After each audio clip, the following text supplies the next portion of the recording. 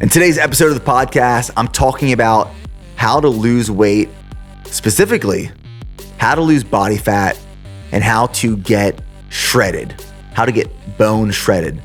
Some principles, some ideas, some thoughts that I want to share with you that you can implement starting today to get leaner tomorrow.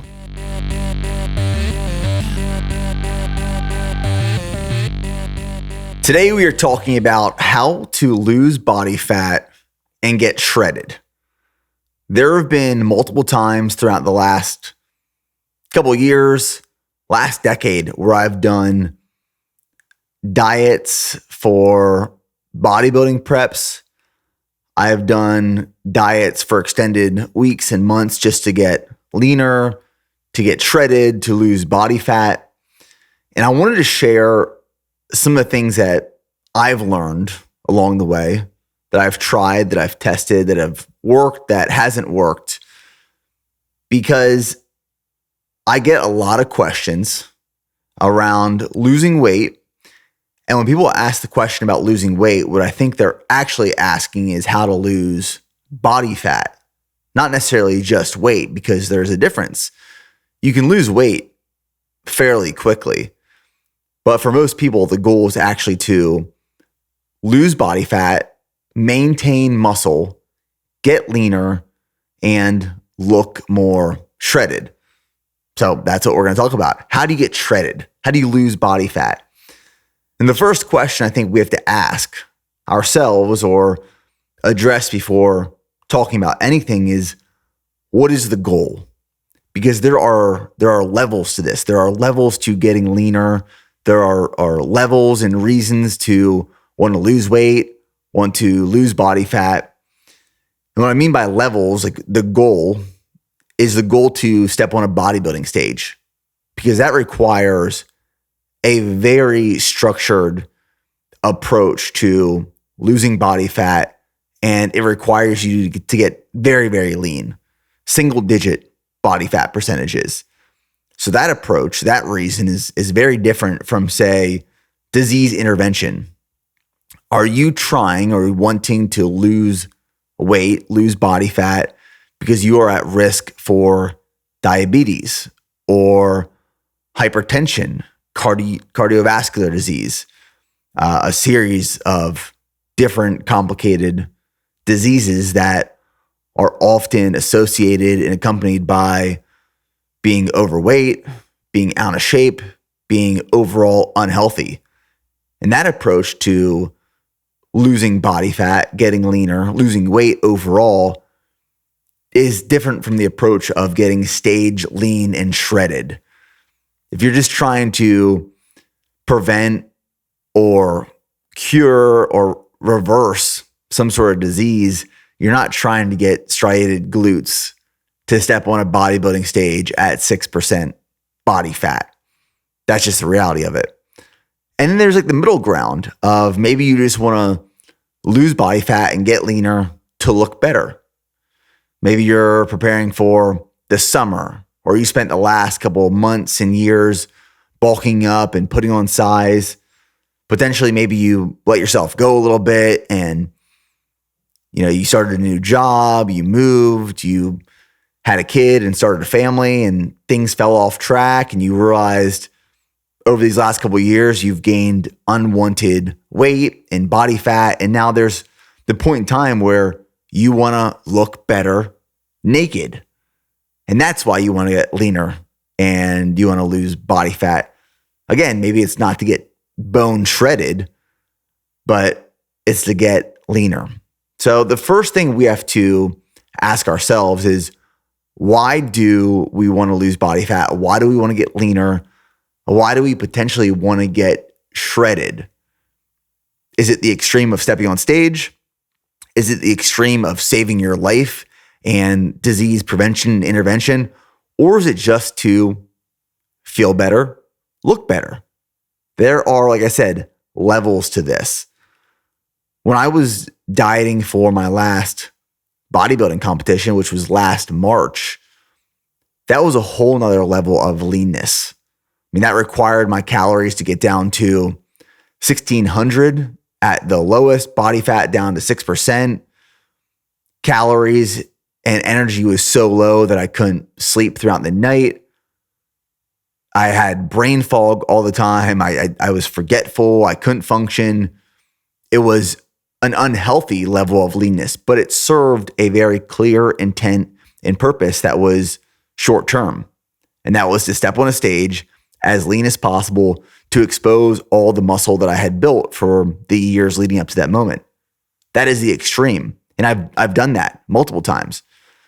I've also done diets just because I wanted to get a little leaner, a little faster. And that diet and exercise protocol and intervention is much different than stepping on stage. It's more flexible. It's more sustainable. You can still live your life like you normally would, and you're not all consumed by food and training and the scale and body fat percentages.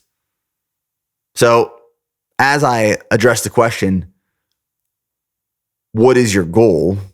What level are you aiming to achieve? Keep that in mind as we move throughout this episode.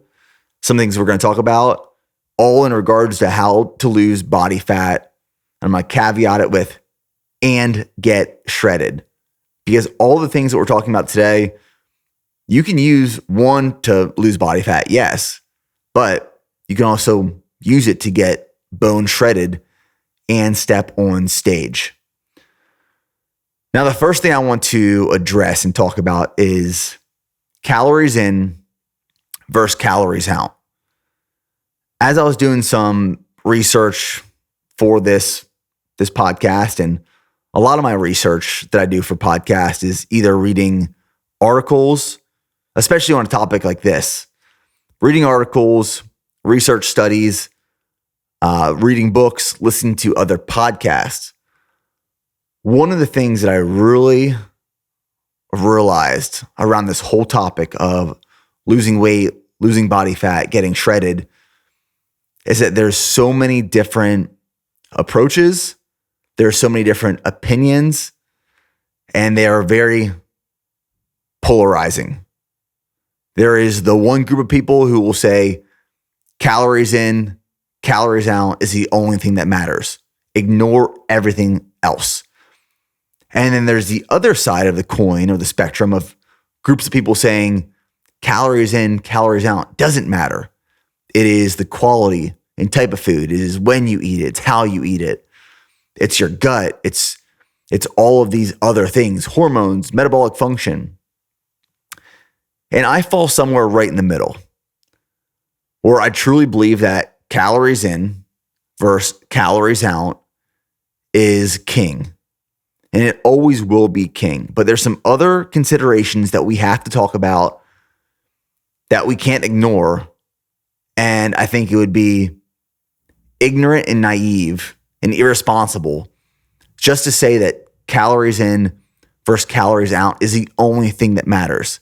Now we know, and maybe you don't know, but I know that in order to lose weight, for someone who is healthy, with healthy hormone levels and metabolic function and a healthy nervous system, in order to lose weight, we need to be consuming less calories than we expend on a daily basis. So if you want to lose weight, you want to lose body fat, if at baseline you're consuming 3,000 calories, and to consume 3,000 calories a day with your training, that will maintain your current weight. Well, that means that we need to consume less than 3,000 calories.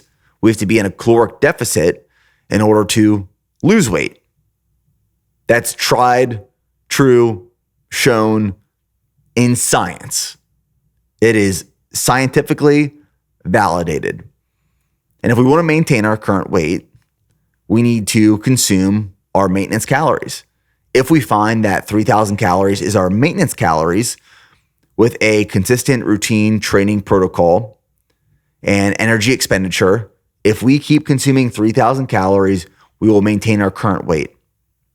And if we want to gain weight, we want to gain body fat, we want to put on muscle, we have to be in a caloric surplus. We need to be consuming more than we're expending.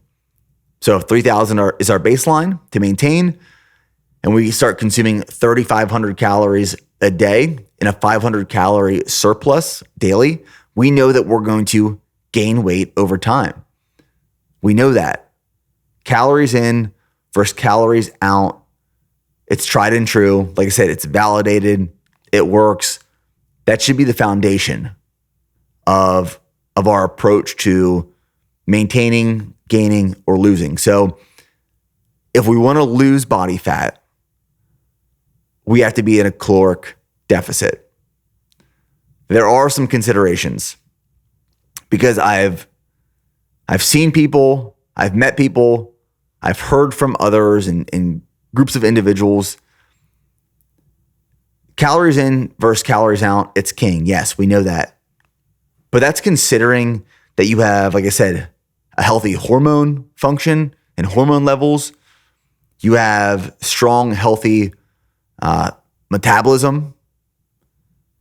You have a healthy nervous system that can manage stress and cortisol pretty well. And we have to identify and realize that there's this thing called the gut-brain axis. So the brain is actually connected to the gut through the vagus nerve. And the gut is connected to the brain. So if we're having gut issues, sometimes it comes from our brain, our mind. And sometimes if we're having brain-mind issues, it comes from the gut. It goes both ways. It is a feedback loop. It is an actual thing, the gut-brain axis. And that can also cause a lot of disruptions and issues as we're trying to either lose, maintain, or gain weight. Now, one of the first things I would recommend anyone to do if you're trying to lose body fat, you're trying to lose weight, and you're struggling, I would get some basic blood work done. Go to your doctor. There's a lot of different telehealth clinics or businesses now that are online. You don't even have to go into the doctor's office any longer, and they will do the blood work for you. It's actually sometimes harder to go to your primary care physician and ask for a complete blood work panel. I've done it before. I've gone to my primary care physician that I would go to every couple of months and just get checked up and checked in with. And I would ask for a full blood panel just because I was curious. How are my hormones? How is my electrolyte levels? What does my metabolism look like? All of these different things. What do my blood markers look like? I'm just curious. Am I healthy from an objective lens? And when I've asked my primary care physician in the past, a lot of them question it. They're like, why do you need to do that? No, you're fine. You don't need that. Well, no, I'm curious. I want to know. And I've actually found with my primary care physicians that they won't do it. They'll push back a lot. One of the things that I encouraged my dad to do a few months ago was just to go get blood work done. I was like, hey, go get a full blood panel, ask your PCP, send me the results. I'm really curious. Like, I'd love to just see what your blood levels look like. Like, what objectively is the data saying? Are you healthy? Are you at risk for anything? Should we be concerned as you're getting older? And he went to his primary care physician and asked for a full blood panel, and they refused it. The doctor was like, no, you don't need this. Don't worry. So it's unfortunate that the medical system actually pushes back and rejects that request often. So now we have all of these telehealth clinics, online practices that have popped up, which feels like overnight over the last couple of years. You can find one of them, you can get started. They will send you a slip to go get a full blood panel done. I think sometimes it might be covered by insurance. Sometimes it might not. But they'll send you to go to one of the LabCorps or Quest Labs, which they often have like in a CVS or a Walgreens or even a hospital. I mean, it doesn't matter where you're at. You have access to a Quest Lab or a LabCorps where you can go get blood work done. And you can go to one of these services online. They'll send you a slip, you go to get blood work done, the full panel.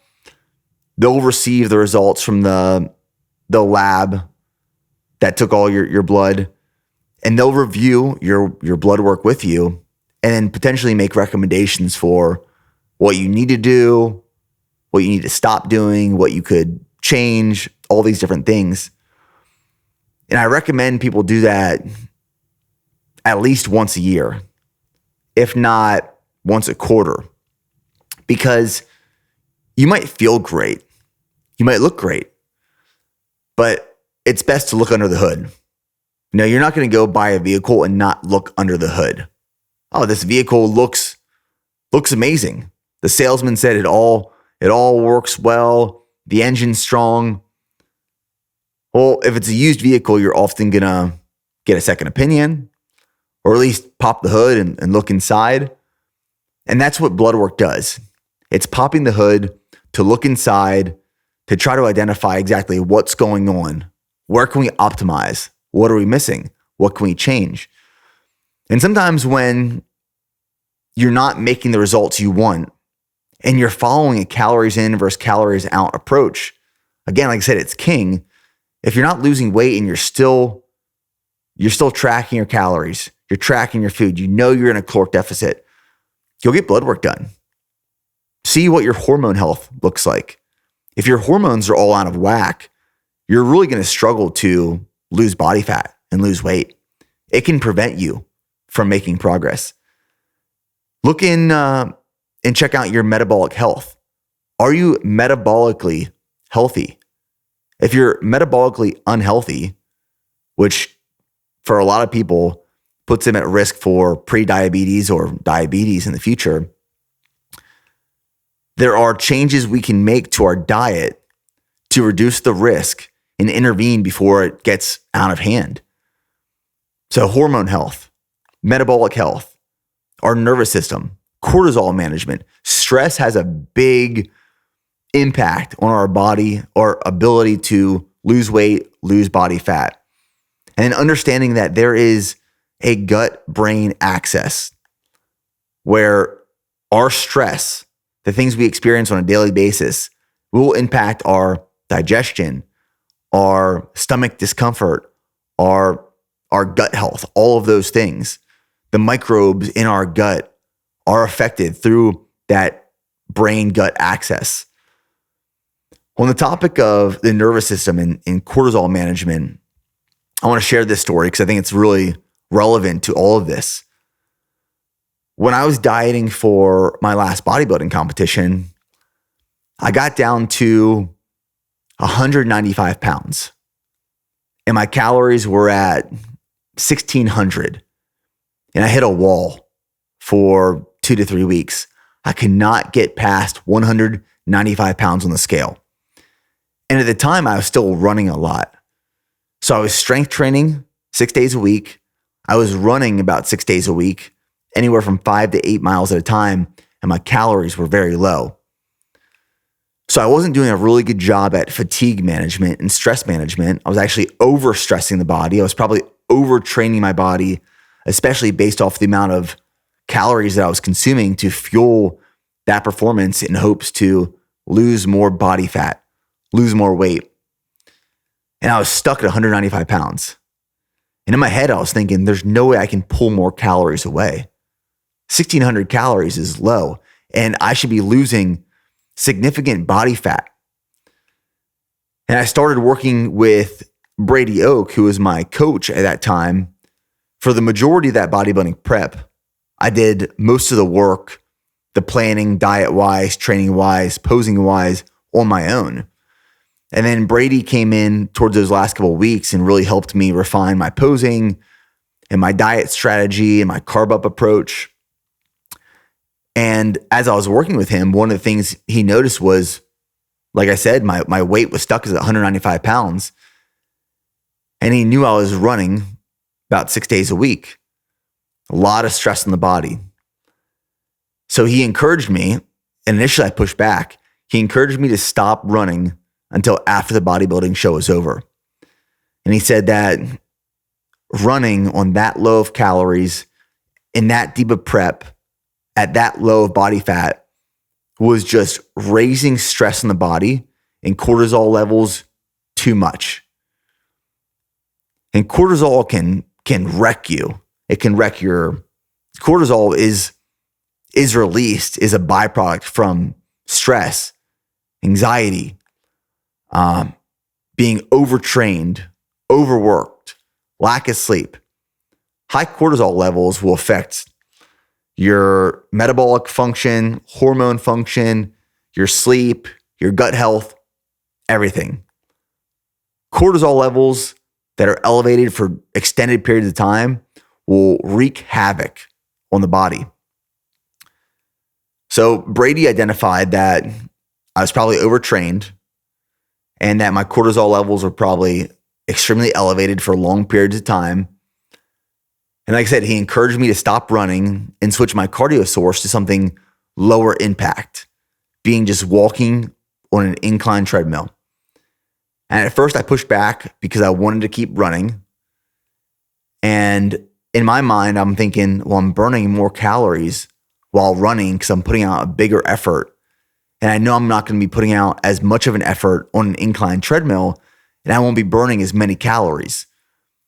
But once we made that switch, I mean, literally within 48 hours of making that switch, where I stopped running for those last maybe 2 weeks of that bodybuilding prep, and I moved to something that was lower impact, lower stress on the body, reduced cortisol, within 48 hours, my weight dropped. And I saw that scale go down to like 189 in 7 days. And that showed me and clearly demonstrated the impact of elevated cortisol levels and stress and being overtrained on the body. And what happens when we substitute and reduce that level of stress and cortisol. So the key takeaways that I want to reinforce up until this point in this episode. One, we have to identify why you want to get shredded. What is the goal? What is the purpose? What is the extreme? What is the level of it? And then two, we know that calories in versus calories out is king, but with a caveat, there are considerations. Those considerations are healthy hormone levels, healthy functioning metabolism, the nervous system, cortisol and stress management, and realizing that there's a gut-brain axis. So keep that in mind as we move forward. Now, there's a difference between weight loss and fat loss, and I mentioned this briefly at the beginning of this episode. When we think about weight loss, and when people talk about weight loss, the reality is that they're talking about fat loss for a majority of people. I personally could lose 5+ pounds this week. I mean, we see it with these professional UFC, MMA fighters all the time. They will cut weight for a weigh-in. They'll cut 20, 25, maybe even 30 pounds for a weigh-in. And then as soon as that weigh-in is done, which is, I guess, like 1 to 2 days before the fight, they'll go back to the room. They'll drink a bunch of water. They'll get electrolytes in. They'll rehydrate. They'll go get a bunch of food, eat a bunch of carbs. And from weigh-in until the fight, they could be 20 to 25+ pounds heavier within 24 to 48 hours. So anyone can lose weight, and you can lose weight really quickly. But what I think we should be addressing is, how do we lose fat? Body fat is the culprit to a lot of these diseases that we're trying to prevent and cure. Body fat is what's hanging on us that is preventing us from seeing the muscle that we work so hard to build and expose. But what we don't want to do is just try to lose weight. We should be focused on losing fat because we want to maintain as much muscle mass as possible. Few reasons. One, it looks good. When you have more muscle mass, you look stronger. You look leaner because you are. We know that we know that muscle weighs more than body fat does. It's more dense. We also know that muscle has a positive impact and influence on metabolism and hormones and longevity, lifespan, health span. Having more skeletal muscle is extremely more beneficial. So the more muscle you have, naturally, the better. I could lose a bunch of weight overnight, but the goal is to lose body fat. Now, I think there is something to mention there. If someone is extremely overweight and obese, weight loss in general should be the primary focus. Typically, someone who is extremely overweight and obese isn't going to have a lot of quality muscle mass because they're probably not eating a quality diet and they're probably not training and exercising. So the skeletal muscle that they do have is just a byproduct of daily movement and carrying around all that weight. And for a lot of people who are extremely overweight and obese, just weight loss should be the goal. Just get leaner, get healthier, get your metabolism, your hormones, your heart healthier. Because if you are extremely overweight and obese, you're putting yourself at risk for diseases that might not be curable and death. I mean, you're killing yourself by being extremely overweight. It puts so much stress on the body, physically, emotionally, mentally. So we want to target fat loss for most people, not necessarily weight loss. I want to talk about diet. I want to talk about training.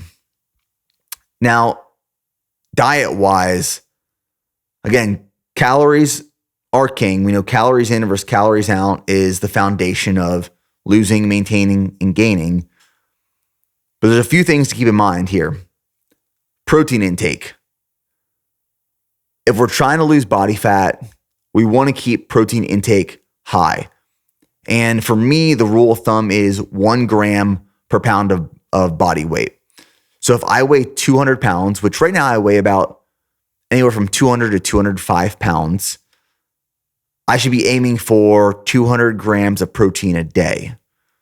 Now, I typically get a little bit more than that. I'm probably consuming about 225 grams of protein a day, sometimes more.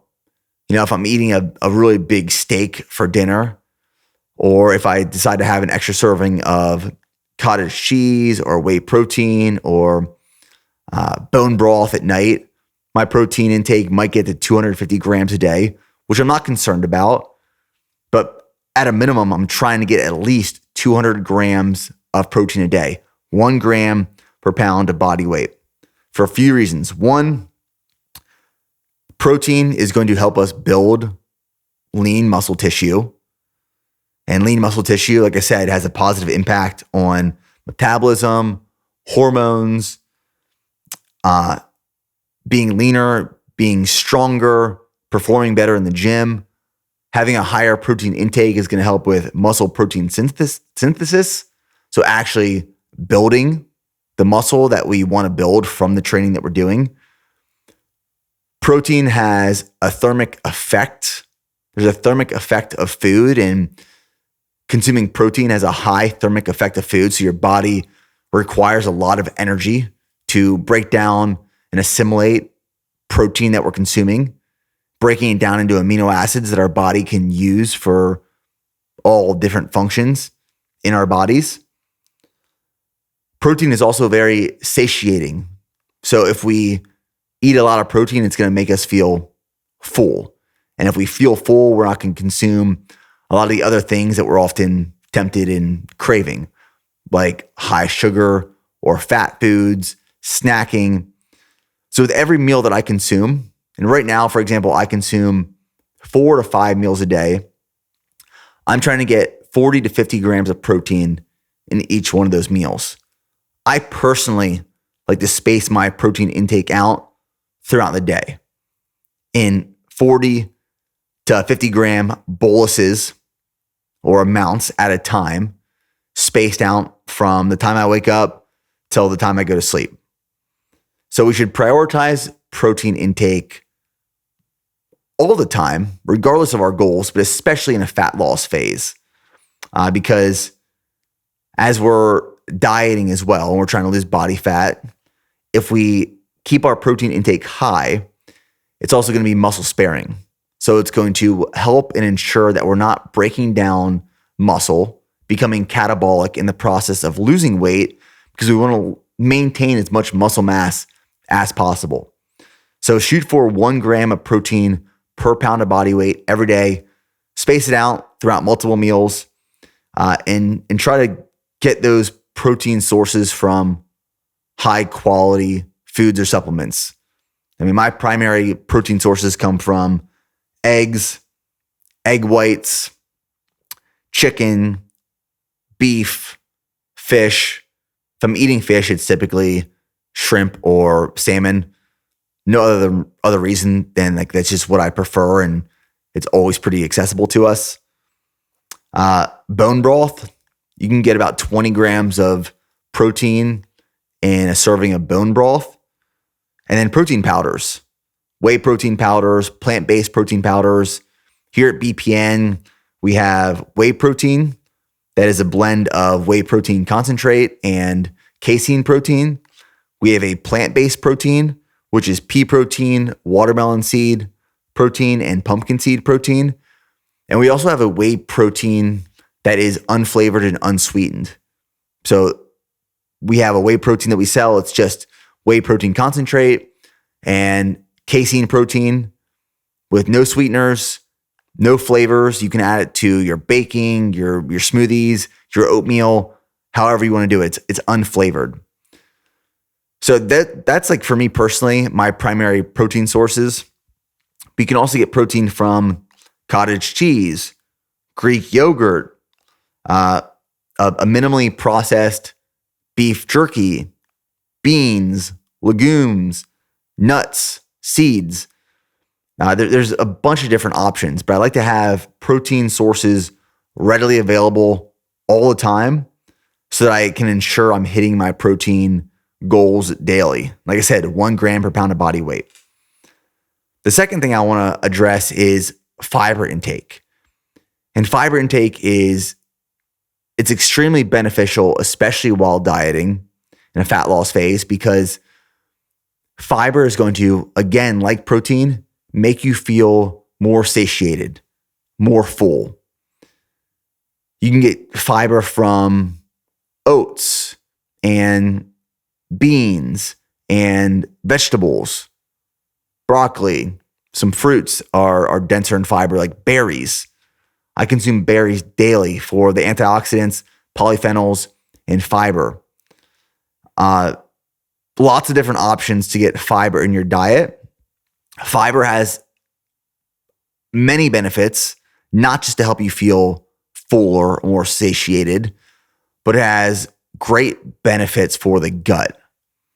So as you consume fiber, and that fiber breaks down in the gut, it is going to be the food for the microbes in your intestines, in your gut. Your microbes are going to live off of and feed off of the fiber you're consuming.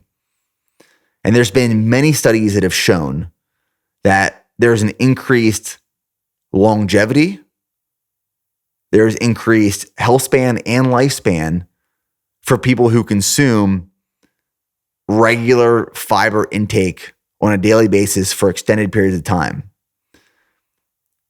Now, what I want to say about fiber is, yes, it's super beneficial, not only for fat loss, but your body's just daily function of health span and lifespan. But after listening to this episode, what I don't want you to do is look at your diet and realize you consume 5 grams of fiber a day, and tomorrow start consuming 50 grams of fiber a day, because that will wreck your stomach. That will wreck your gut. You will be gassy. You'll be bloated. You might be constipated. You might have IBS because you went from 5 grams to 50 grams. You want to slowly ramp that up.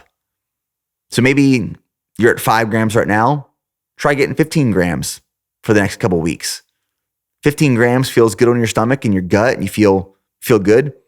Go to 20 grams and then 25 grams and 30 grams. I think 30 grams of fiber daily is a good baseline for most people.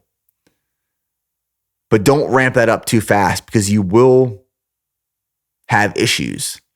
And you might say, oh, I just don't respond to fiber. Well, no, it's because you ramped it up too fast. It's got to be it's like a dimmer switch. It's not a light switch, it's a dimmer switch. Slowly dim that fiber intake up slowly. And there might be certain foods or fiber sources that you can manage and deal with better than others. Maybe broccoli wrecks you. And it makes you super gassy, very bloated, very uncomfortable. But you can do oats and you can do quinoa, you can do beans, and you can do berries, and your stomach feels fine on that. Well, then move towards those options.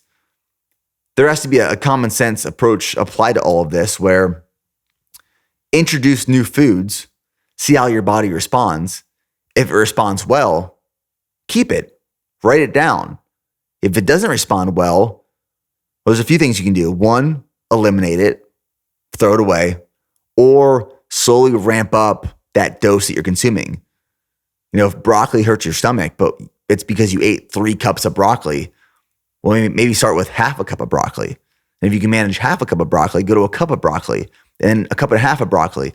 Again, dimmer switch, not a light switch, dimmer switch. A lot of people think that they are food intolerant to a lot of things, and they might be. I'm not saying you're not food intolerant, but it might be a few different reasons. It might be that you just introduced that food into your diet, so there needs to be an acclimation period, or you introduced too much too fast and you need to dim that up. So protein, let's prioritize. Fiber, let's prioritize, but slowly ramp it up. Next thing I want to talk about is the difference between unprocessed, processed, and ultra-processed foods, especially when it comes to fat loss. Unprocessed foods would be an egg. It would be meat. It would be fish. It would be fruit, vegetables, natural, unprocessed foods. Majority of our diet should come from these natural, unprocessed foods. You're going to get a lot of vitamins, minerals, essential nutrients out of these natural, unprocessed foods. Then we have processed foods. And a lot of foods are actually minimally processed. Sometimes we think just because it comes in a package or a can that it is heavily processed, but it might be minimally processed. Like if you look at beans that come in a can, or even pistachios, for example, those are minimally processed. They have to be deshelled. They have to be cooked. They have to be boiled. They have to be then canned so that you can take them out of the can and consume them. There is processing that is applied to a lot of our foods. And just because it is processed does not mean that it is bad for you. A lot of foods that we consume on a daily basis that we actually don't think are minimally processed are minimally processed. Protein powder, for example, is a minimally processed food. We have to do some sort of process to it through the milk and cheese cultivation and curation to have the byproduct of whey protein. It's minimally processed. But then the other extreme is ultra processed foods. Ultra processed foods is what we should stay away from. Majority of our diet should be natural, unprocessed foods. And then a lot of minimally or processed foods are okay to have in our diet. And we're going to have them in our diet on a daily basis. Milk is a minimally processed food, for example. we want to stay away or minimize ultra processed foods. Ultra processed foods really aren't foods at all. And I was listening to a podcast the other day where they mentioned that companies and brands shouldn't be able to even market or label or talk about ultra processed foods as foods. It should be called a food-like substance. Sometimes certain cheeses actually can't be called cheese because they're not cheese at all. It's like cheese-like product. Ultra processed foods are typically, as it states, ultra processed. You're not going to find them in any natural, minimally processed state in the world, in the environment. They're often modified, injected, made with hydrogenated oils, sugar, high fructose corn syrups, and they will wreak havoc on the body. And some of these ultra processed foods that are high in hydrogenated oils and sugar, the more you eat them, the more you crave them.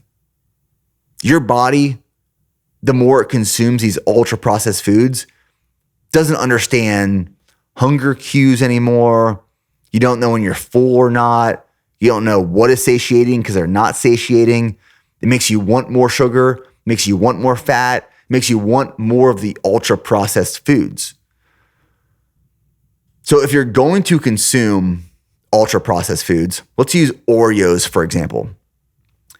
If you're going to consume some Oreos, and I'm not here to say never eat an Oreo. You might go have an Oreo. You might have dessert or cake or something from time to time. I would encourage you to eat it or consume it after you've already had a meal that is based around a quality protein source, healthy carbs that has a higher fiber intake, and then some healthy fats.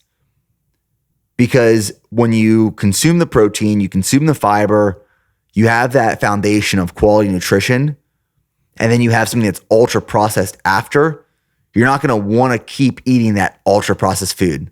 You might be able to have one Oreo and be satisfied instead of eating the entire sleeve. For me, for example, when me and Steph go for dinner, we like to order dessert at the end. We don't always eat the entire dessert. When I'm out at dinner, I'm usually ordering something like 99.9% of the time that is protein forward. I prioritize protein. That's how I order my meals, how I make my meals. I'll either get like a chicken dish or a steak dish or something that's based around fish. But when I look at a menu, I'm looking for an item that has at least, I'm hoping, 6 to 8 ounces of protein coming from meat. And I'll try to get a quality carb source that hopefully has at least 5 to 10 grams of fiber in it. And then we will get dessert at the end. Steph and I will. But I'm never tempted to eat the entire thing. I can have 1 bite, 2 bites, maybe 3 bites, and I'm good.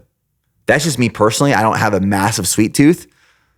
But if I was to show up to this dinner and I was starving and you put the dessert in front of me right away and I take 1 bite and that sugar hits me, those hydrogenated oils hit me, I might try to consume that whole thing. That's what those processes or those foods are made to do. These ultra processed foods are made for us to want more and not leave feeling full or satiated. So if you're trying to lose body fat, you should minimize or potentially even eliminate ultra processed foods. But if you're going to consume them after you've had a meal that is protein forward and has a decent amount of fiber in it. The next thing I want to talk about is definitely controversial. It's seed oils. And I've definitely changed my mind about seed oils over these last 2 years. Because when the whole seed oil information came out, I mean, it's always been around, I believe, but it got really popular on social media about 2 years ago. It's like anti-seed oil everything. Seed oils are these omega-6 inflammatory oils like canola oil, palm oil,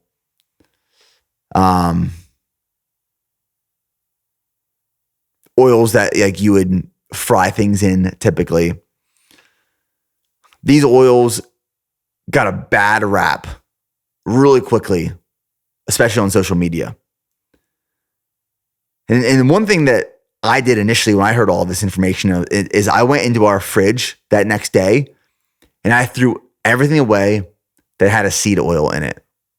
One of these omega-6 high inflammatory oils. Canola oil is or vegetable oil. These oils are used in a lot of stuff.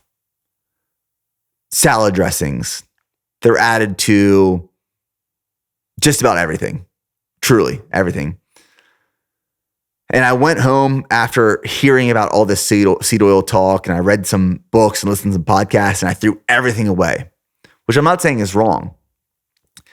And I was almost afraid of seed oils. I think a lot of people now are afraid of seed oils. I was at dinner with someone a few months ago, and they asked the server how the food is cooked, what kind of oils were used. And they responded with, we use canola oil in the back.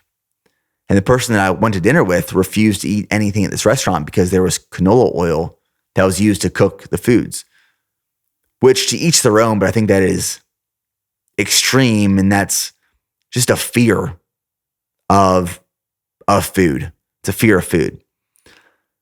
What I've learned over time since then, and I changed my mind, I'm not necessarily anti-seed oil anymore, with a caveat, but it's all about the ratio of omega-6 to omega-3 fatty acids that you consume on a daily basis. Omega-3 fatty acids are amazing for the body, powerful.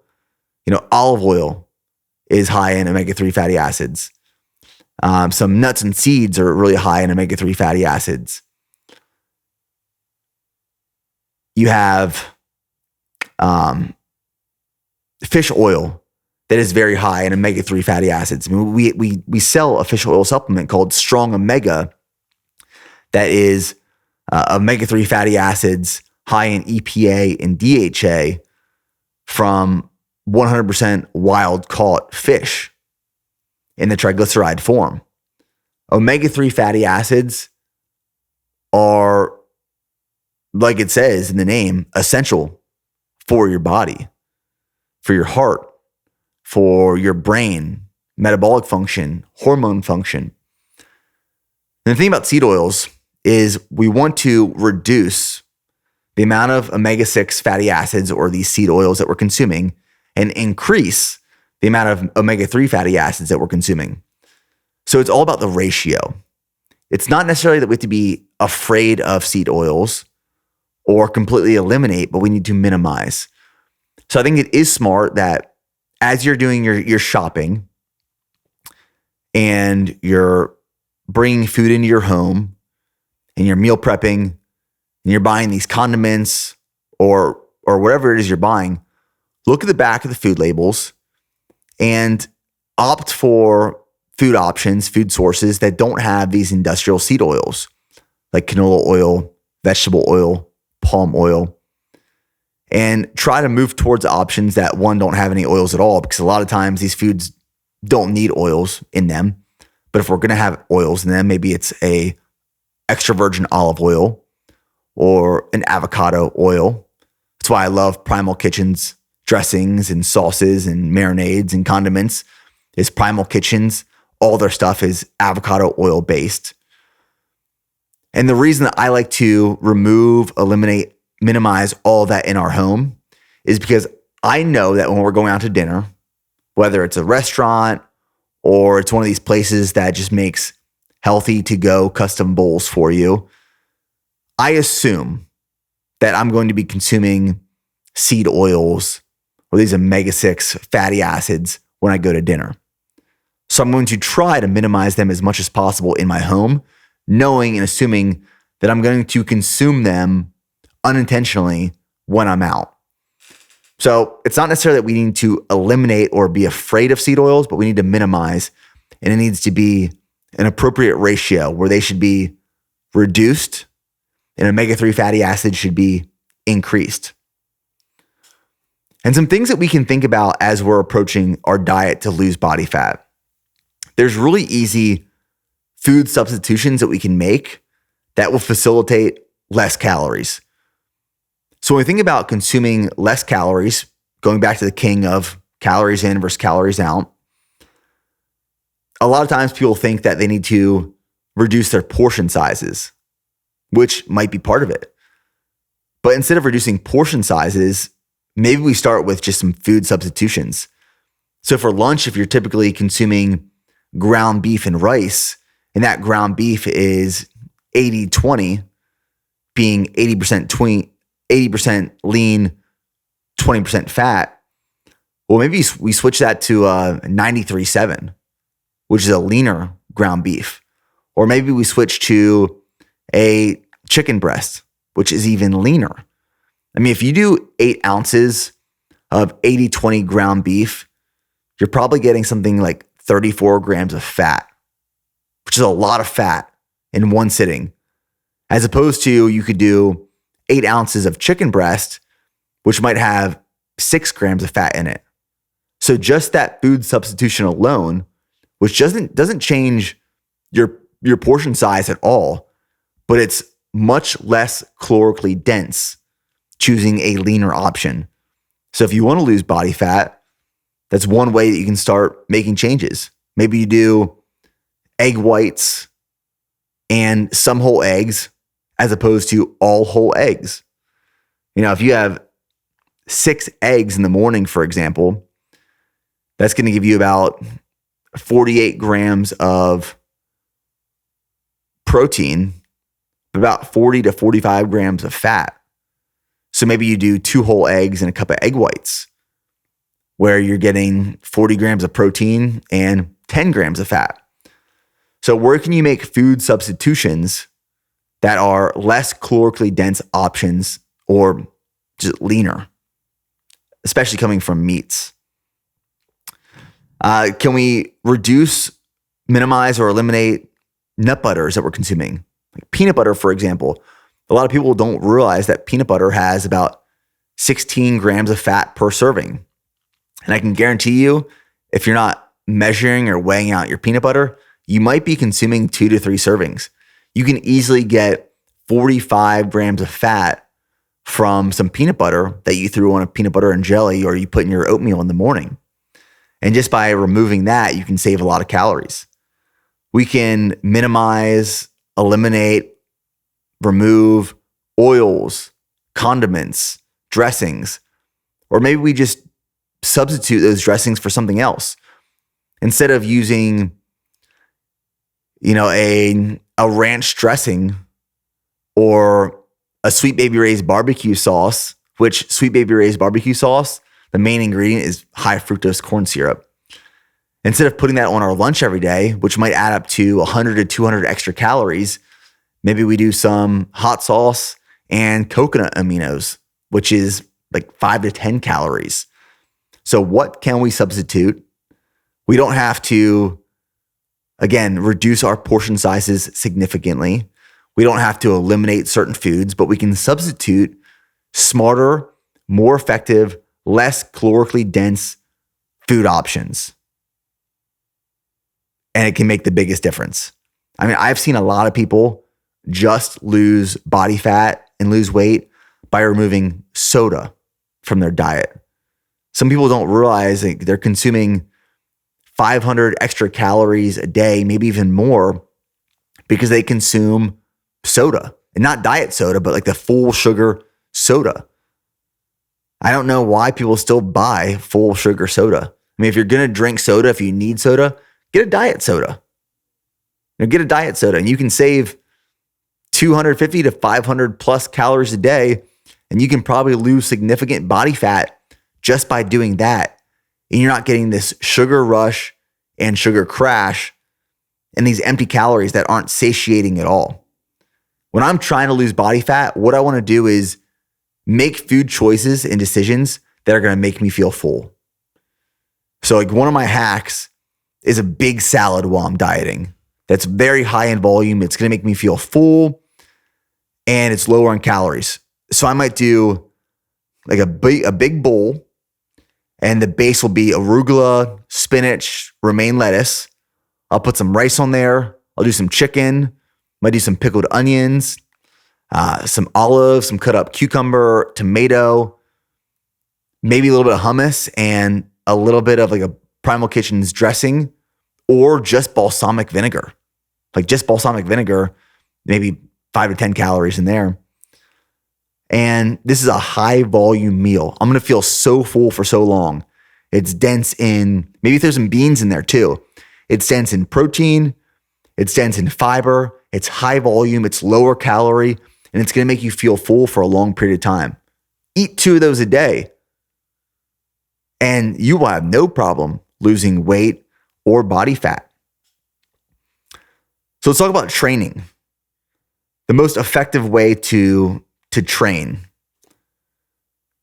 The goal with training to facilitate fat loss is to maintain muscle, build muscle, expend calories, improve our VO2 max, maintain and improve hormone and metabolic adaptations. And this is why my go-to is always going to be strength training, even before cardio. If my goal is fat loss, I'm going to choose strength over cardio. Now, I like to have an approach. I like to have a plan that incorporates both strength and cardio. But if you're going to have to choose one, what is the best training you can do to facilitate fat loss? Strength training. For multiple reasons that we already talked about.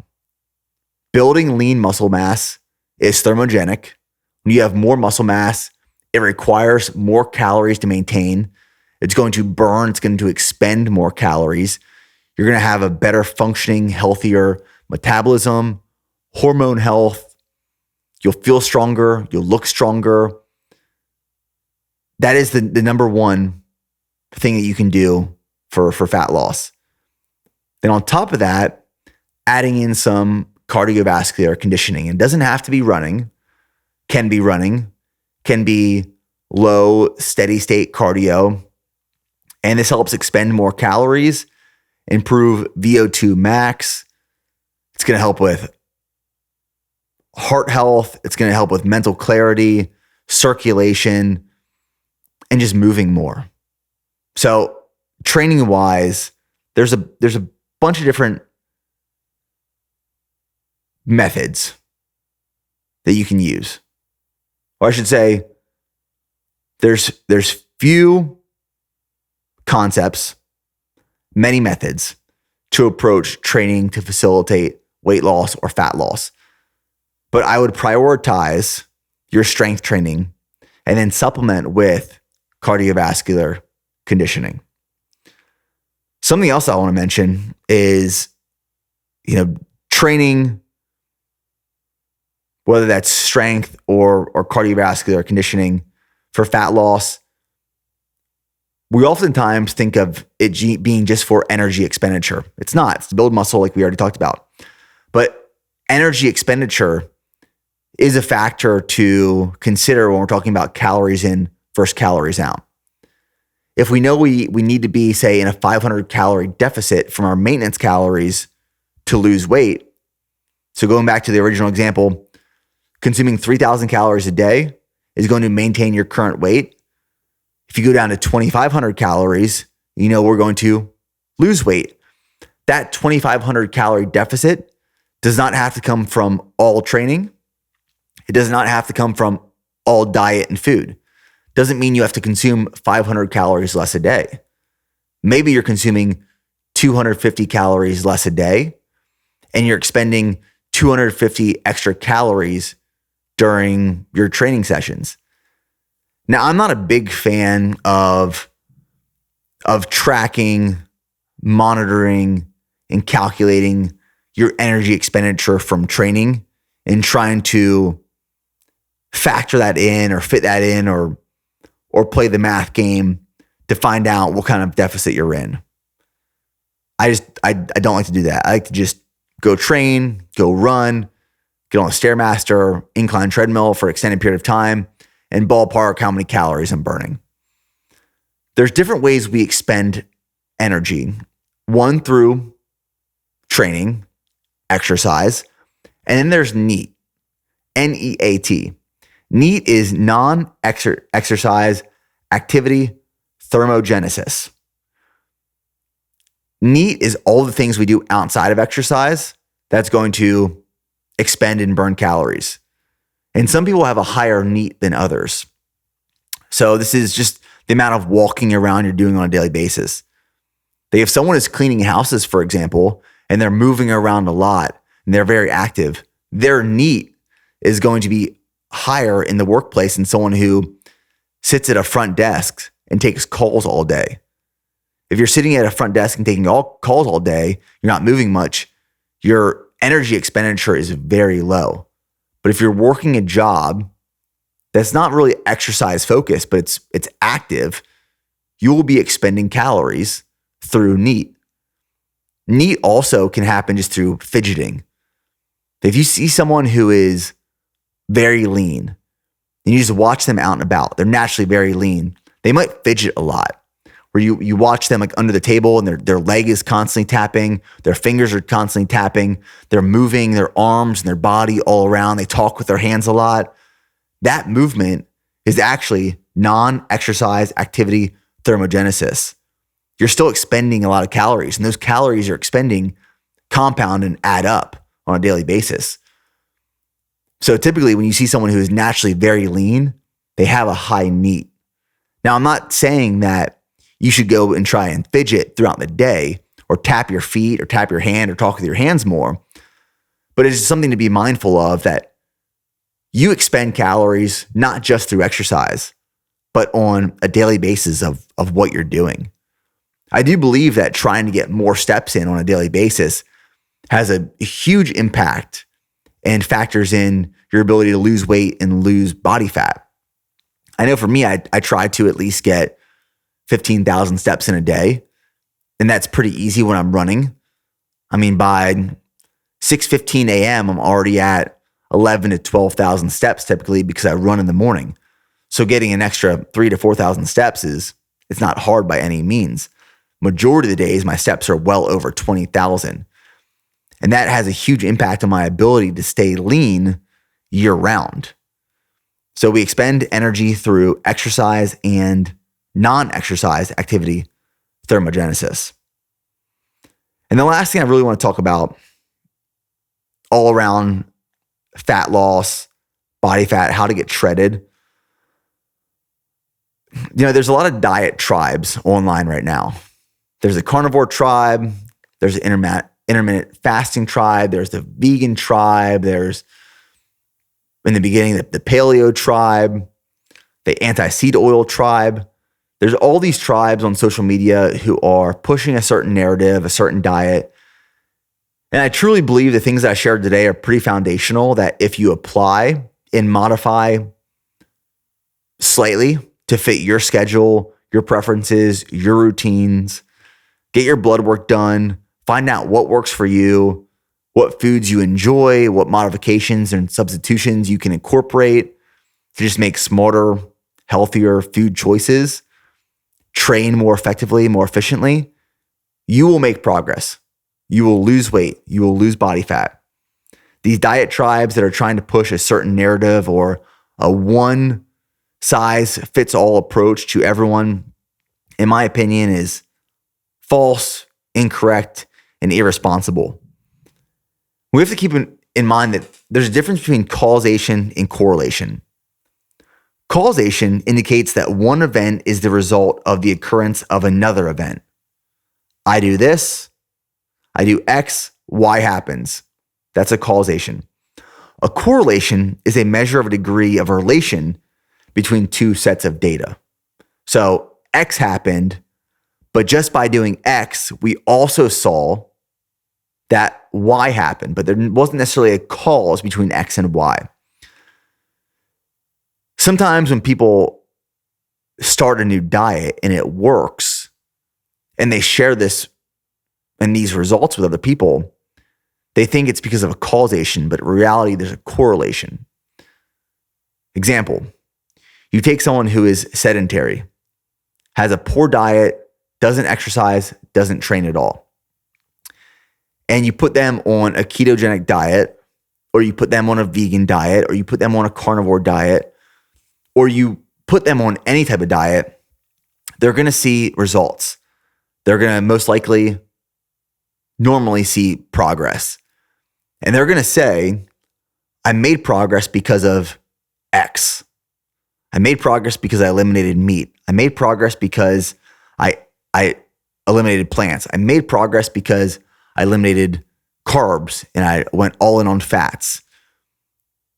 But it's a correlation because they went from doing nothing or something very little of, and then they added structure and discipline and routine, and they made progress. Now, I'm not downplaying any of these diets, because if it works for you, great. The best diet is one that works for you, that is sustainable, flexible, and works for you personally. But just because there's a correlation does not mean there's a causation. We know through research that fiber intake, for example, reduces risk of many diseases. We know that reducing body fat and overall weight beyond a certain point will reduce risk of hypertension, cardiovascular disease, prediabetes, diabetes. There's a cause between X and Y. But a lot of things that we hear from diet tribes or certain approaches and ways to lose weight, lose body fat is actually from correlation. And I just share that to be mindful that if something works for someone, it might work for you, but it might not. Depends on, going back to the beginning of this podcast, what is the level that you're trying to approach this at? What experience are you coming from? What is your background? So I hope this information helps you approach your journey, your goals of losing weight, primary focus, losing body fat, getting leaner, and potentially getting bone shredded. So thanks for tuning in, guys, and we'll see you in the next episode.